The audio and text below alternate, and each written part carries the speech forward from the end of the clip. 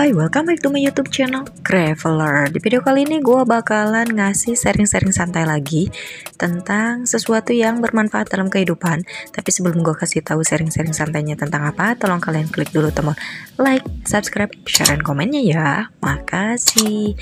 Oke, gue rasa kalian juga udah tahu lah ya dari thumbnail yang kalian baca. Beranikan diri kalian untuk berkata tidak untuk hal-hal 7 hal ini, oke? Sebagai makhluk sosial, kita hidup berdampingan dengan orang lain dan membutuhkan orang lain untuk memenuhi kebutuhan kita. Dalam prosesnya, kita tentu berusaha untuk menjaga hubungan baik dengan orang lain agar kebutuhan sosial kita dapat terpenuhi dengan baik. Demi menjaga hubungan baik dengan orang lain, kerap kali kita tidak berani menolak atau mengatakan tidak kepada orang lain saat terdapat beberapa hal atau situasi yang membuat diri kita merasa tidak nyaman. Padahal tidak ada yang salah dengan menolak atau mengatakan tidak pada hal-hal atau kondisi yang membuat kita merasa tidak nyaman. Hal ini tentu tidak hanya berlaku untuk hubungan kita dengan orang lain, tetapi juga untuk hubungan kita dengan diri kita sendiri. Jadi, demi kebaikan dan kebahagiaan dirimu sendiri, mulai saat ini, ayo beranikan diri untuk menolak dan mengatakan tidak untuk hal-hal ini ya. Yang pertama adalah negative self-talk. Apa sih negative self-talk? Saat kita menghabiskan waktu dengan merenung dan memikirkan diri kita sendiri, berbagai hal buruk dan kekurangan diri kita akan sangat mudah terlintas di kepala kita. Saat kamu sedang berada dalam sebuah masalah, kemudian kamu harus terus menyalahkan dan memandang rendah dirimu sendiri. Percayalah, hal tersebut tidak akan membuat keadaan menjadi lebih baik. Hal tersebut hanya akan membuat dirimu merasa semakin lebih buruk. Tidak ada salahnya untuk melakukan refleksi diri, tetapi jangan terlalu kritis dan keras pada dirimu sendiri. Jangan lupa untuk terus mengapresiasi dirimu yang sudah bertahan dan berjuang selama ini. Yang kedua adalah toxic people. Oke, gue udah ngebahas tentang toxic people ini di video gue sebelumnya. Bahkan gue udah ngasih tahu gimana caranya untuk menghadapi toxic people maupun jika kalian terlibat dalam toxic relationship, hubungan kalian dengan pasangan kalian itu ternyata adalah hubungan yang toxic. Gimana cara menghindarinya? Oke, kalian tinggal lihat aja di video gue. Gue udah bikin 2 ya. Yang pertama tentang toxic friend, yang satu lagi tentang toxic relationship. Oke.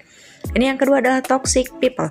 Jika kamu kerap dikelilingi orang-orang yang negatif atau membawa dampak buruk pada dirimu, maka kini saatnya untuk meninggalkan orang-orang tersebut.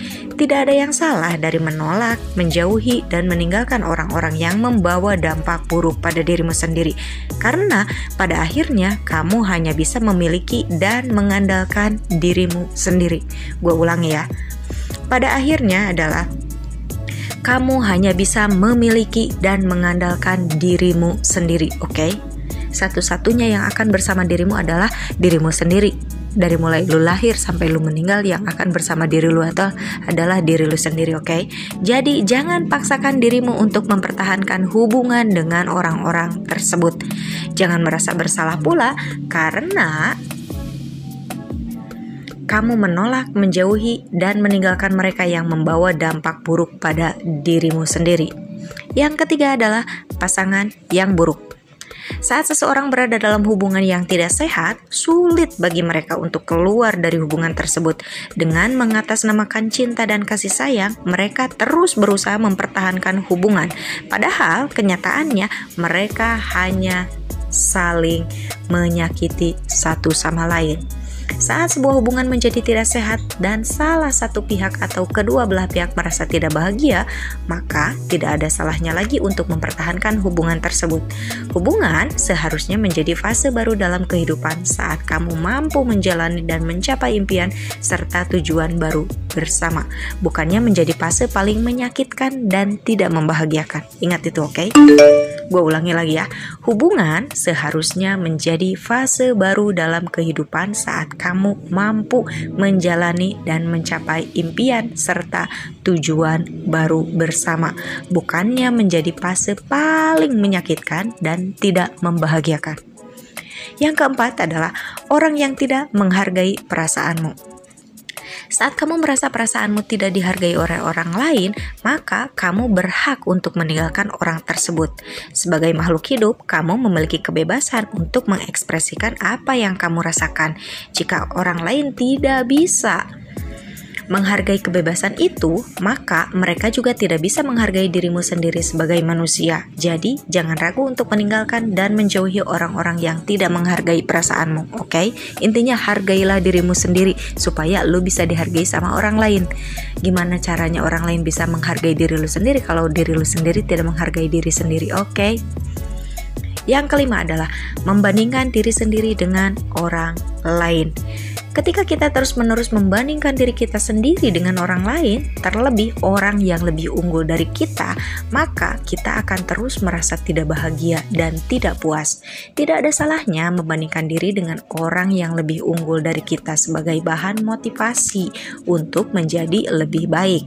Tetapi ketika hal ini terus-menerus dilakukan hingga kita lupa bahwa akan terus ada orang lain yang lebih unggul dari kita, maka hal tersebut hanya akan membawa ketidakbahagiaan. Jangan terlalu keras pada dirimu sendiri. Berikan dirimu sendiri waktu dan merefleksikan kembali apa yang telah kamu lalui selama ini. Percayalah, kamu sudah sangat baik. Oke, ulangi. Percayalah kalau kamu itu sudah sangat baik.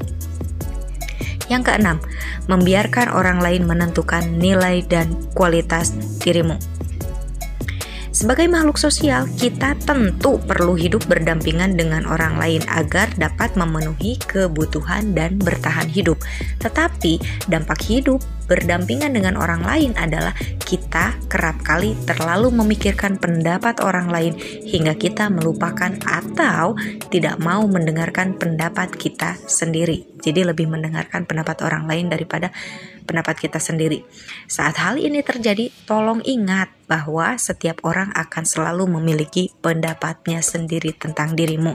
Tapi kamu juga memiliki kontrol akan pendapat mana yang sebaiknya kamu dengar dan tidak didengarkan. Oke.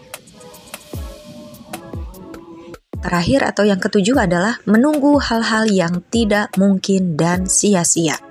Penyesalan kerap kali muncul karena manusia memiliki akal dan perasaan.